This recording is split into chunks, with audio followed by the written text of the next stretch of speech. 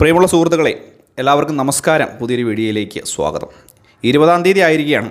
എല്ലാവരും ഉറ്റുനോക്കുന്നു ക്ഷേമ പെൻഷൻ വിതരണം എപ്പോൾ, എങ്ങനെ, ഏതു തരം, എത്ര മാസത്തെ ലഭിക്കും, ഇത് സംബന്ധിച്ചുള്ള വിശദമായിട്ടുള്ള കാര്യങ്ങളാണ് നോക്കുന്നത്. നമുക്കറിയാം, സാമൂഹ്യ സുരക്ഷാ ക്ഷേമ പെൻഷനുകൾ വിതരണം ചെയ്യുന്നത് കേന്ദ്ര സർക്കാരിൻ്റെ ചെറിയ ഒരു സഹായത്തോടു കൂടി സംസ്ഥാന സർക്കാരാണ്. ചില ആനുകൂല്യങ്ങൾക്ക് മാത്രം കേന്ദ്ര സർക്കാരിൻ്റെ വിഹിതമുണ്ട്. 200 രൂപ മുതൽ 500 രൂപ വീതമുള്ള വിഹിതമുണ്ട്.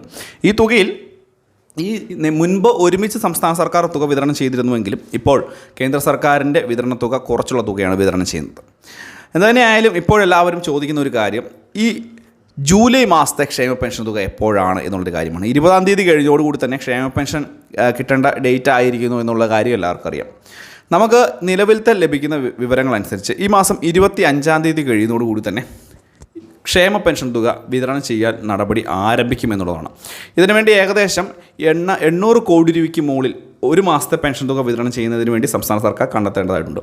പക്ഷേ നിലവിൽ ലഭിക്കുന്ന ചില റിപ്പോർട്ടുകൾ അനുസരിച്ച് കുടിശ്ശിക ഇനത്തിലുള്ള തുക തീർക്കുന്നതിന് സംസ്ഥാന സർക്കാർ വലിയ രീതിയിലുള്ള പ്രാധാന്യം ഇപ്പോൾ നൽകിയിരിക്കുകയാണ്.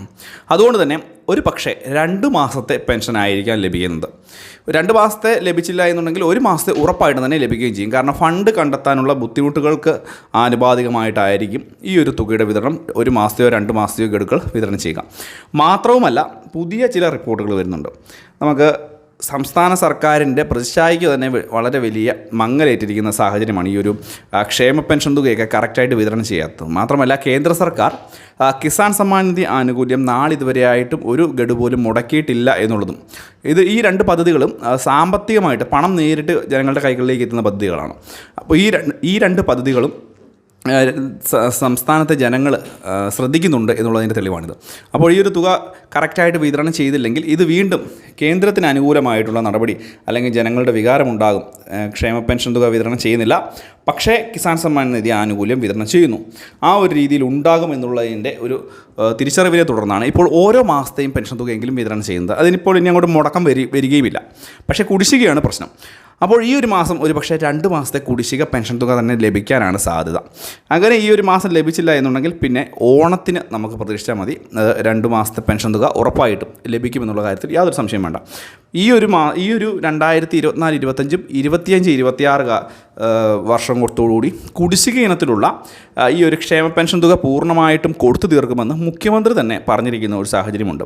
ധനമന്ത്രി ഇപ്പോൾ തന്നെ അതിനുവേണ്ടിയുള്ള നടപടിക്രമങ്ങളൊക്കെ അല്ലെങ്കിൽ ധനമന്ത്രാലയം ആരംഭിച്ചിരിക്കുന്നു എന്നുള്ള റിപ്പോർട്ടുകളും വരുന്നുണ്ട്.